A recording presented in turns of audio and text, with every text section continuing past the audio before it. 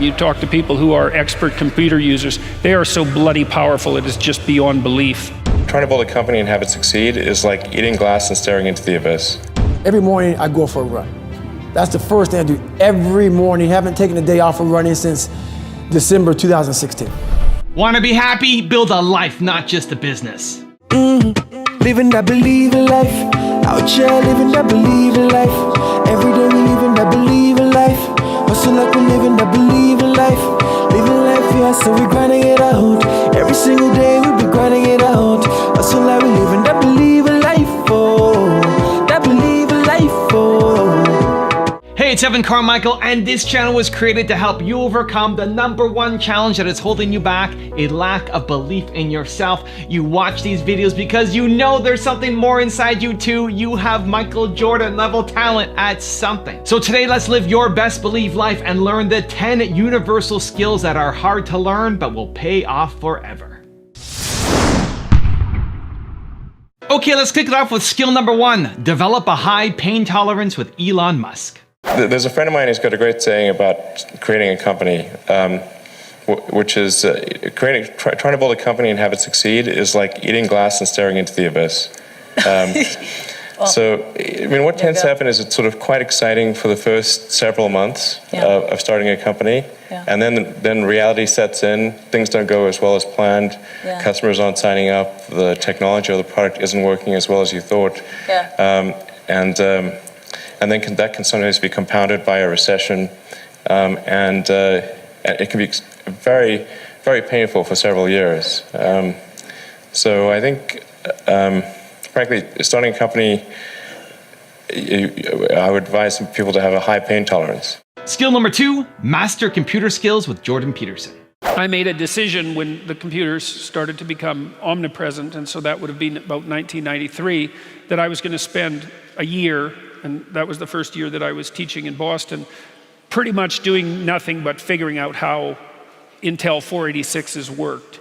And it meant there was a lot of other things that I had to put on hold, but I did become a competent computer user, and I'm pretty fast.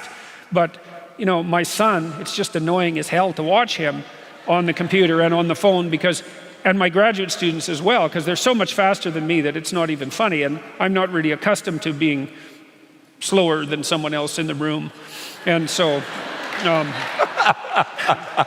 if I had children now, the one thing I would bloody well make sure that they knew was how to use a computer, how to program, man.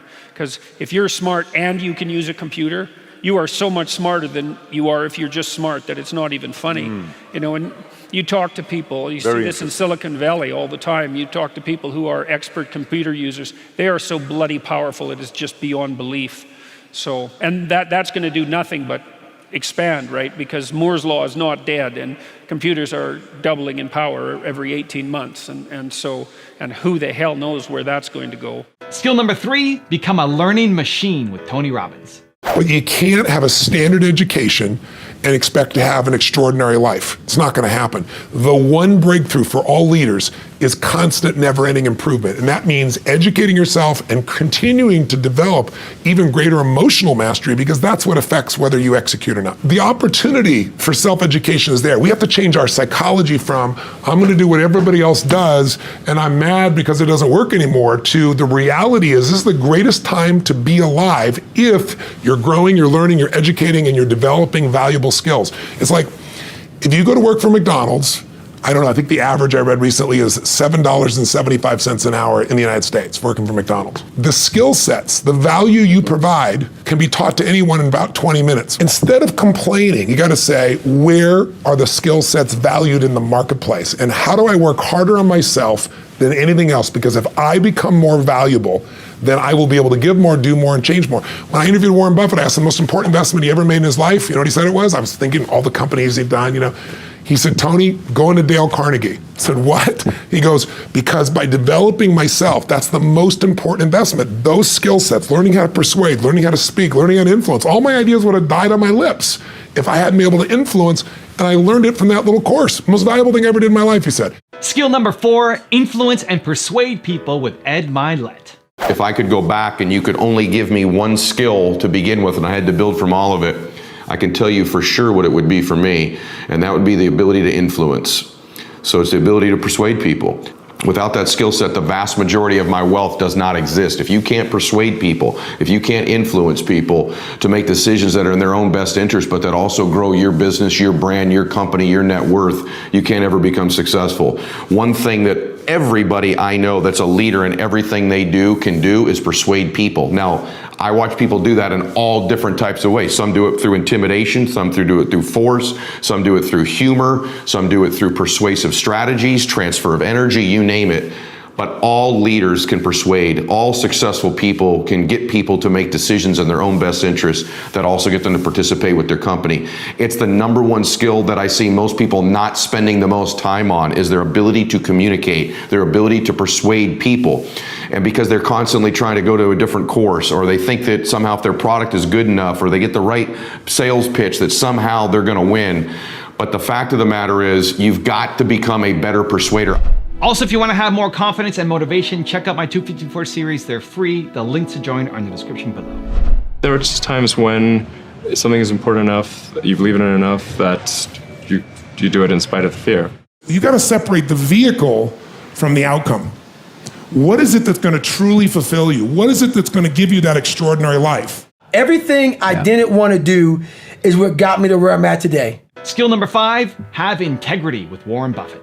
It takes 3 qualities, essentially, to do well, and extremely well, actually, in this country. It takes intelligence, it takes energy, and it takes integrity. And I say, if you don't have integrity, we don't want to hire somebody that's got intelligence and energy if they don't have integrity. We'd rather hire somebody that's dumb and lazy if they don't have integrity, because they probably will never get around to cheating us or doing something of the sort. And integrity is absolutely an option. You may not be able to throw a football 60 yards.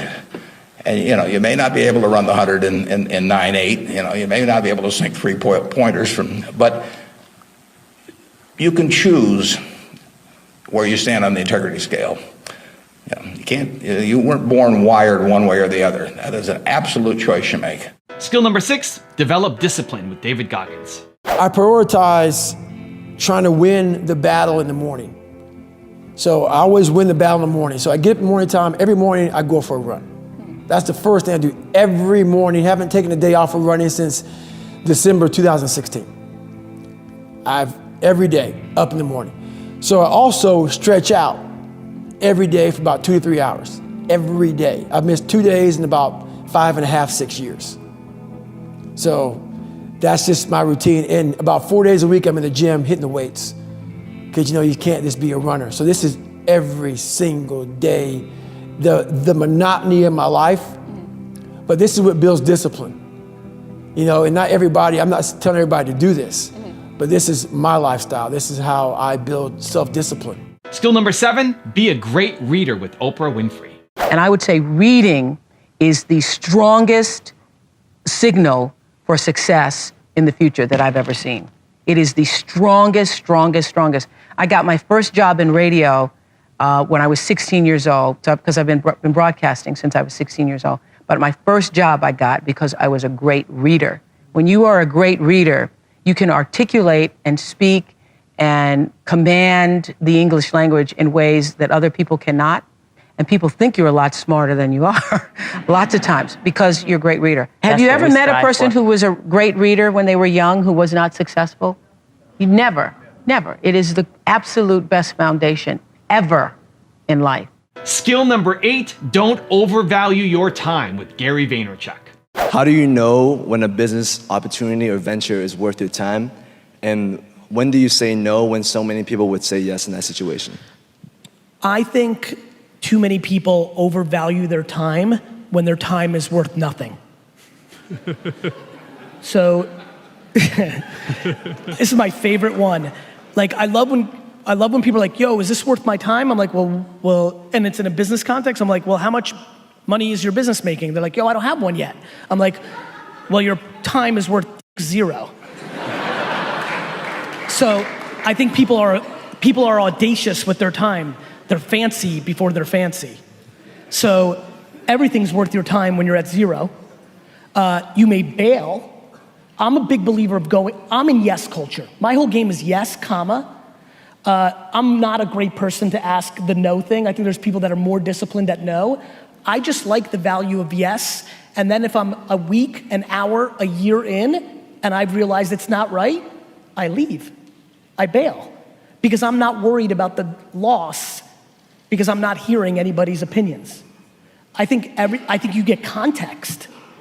You know, the reason I like starting up and stopping businesses is because I like the context. Like right now, I'm super hot on this thesis that sports trading cards are about to explode again. So I'm spending an ungodly amount of, like I spent 4.5 hours looking at qualitative data and quant data on eBay around Giannis rookie cards from Prism graded PSA 10. 4.5 hours. I don't have like 3 minutes for people that are running like $10 million businesses for me. So I like saying yes because I know I'm learning things, and then if I decide it's not worth it, I'll bounce. So a couple things I would tell you is, one, we need less audacity, right? And we need more tasting. And so, and I know when it's time to say no after I've said yes and realized after tasting it, it's no. You know how many people hate oysters but have never had one? That's how I think about that question. Skill number 9, don't waste money with Mark Cuban. The way we ran our business, it was just like lean and mean, right? You invest in your product, you invest in your customers, you invest in your people. And you know, we had open offices, you don't need fancy stuff. They immediately came down and just redid all the furniture in purple and gold. I'm like, it's cool, that's my high school's colors, you know? But why are we spending this money? Got a whole new office, a whole new building. You know, I'm just like, why are we spending this money? One of the things in my rules, right, when I look at companies to invest in, if someone walks in with swag, here's my coffee mug with my logo, here's your t-shirt with my logo. I don't see anybody wearing a t-shirt with a startup's logo. Do you? No. Would you wear some other startup's logo polo shirt? Hell no. Hell no, right? It's just a waste of money. You know, put your money where you're able to differentiate yourself and add value that separates yourself so you can get ahead. Don't waste it. And skill number 10, the last one before a very special bonus one, is develop your communication skills with Grant Cardone. Well, I think the idea of knocking on doors, you know, talking to people. Yeah. Like these are the skills that are not taught in the schools. This is why it goes back to your question about the school system failing. The required skills, I need a client. Like if you simplify, the thing that people like about what we do is we simplify the business process. I need to make a contact. How can I do that?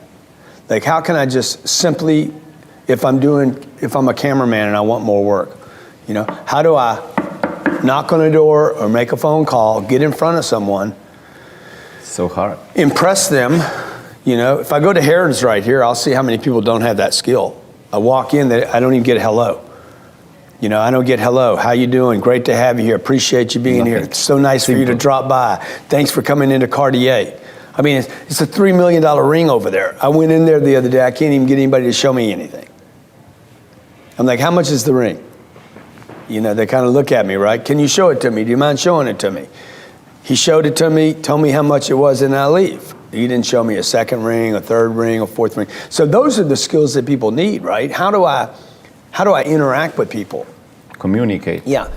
Now I have a special bonus clip from Barack Obama on how to become charismatic that I think you're gonna enjoy. But before that, it's time for the 3-point landing questions. Let's go from just watching a video to taking action. Here we go. Question number 1, what will you do this week to improve your communication skills? Number 2, where do you need to stop wasting money? And number 3, what new book can you pick up and start reading today? And if you're still here watching this video, I wanna celebrate you. Give me a hashtag believe in the comments as well.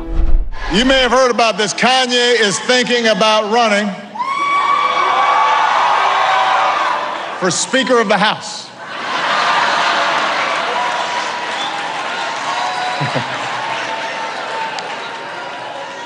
It couldn't get any stranger.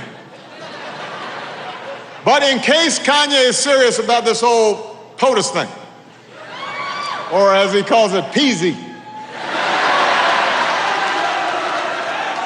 I do have advice for him.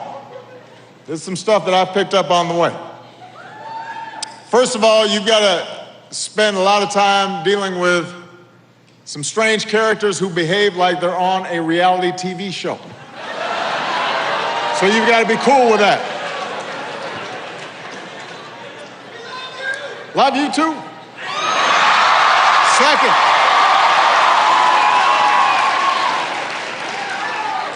Second, this is a second important tip. Saying that you have a beautiful, dark, twisted fantasy. That's what's known as off message in politics. You can't say something like that.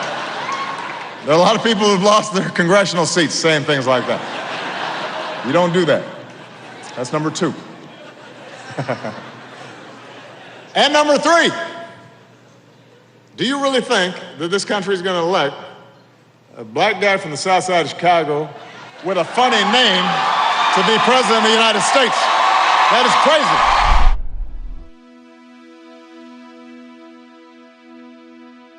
If you want to learn how billionaires think, check out the video right there next to me. I think you'll enjoy it. Continue to believe, and I'll see you there.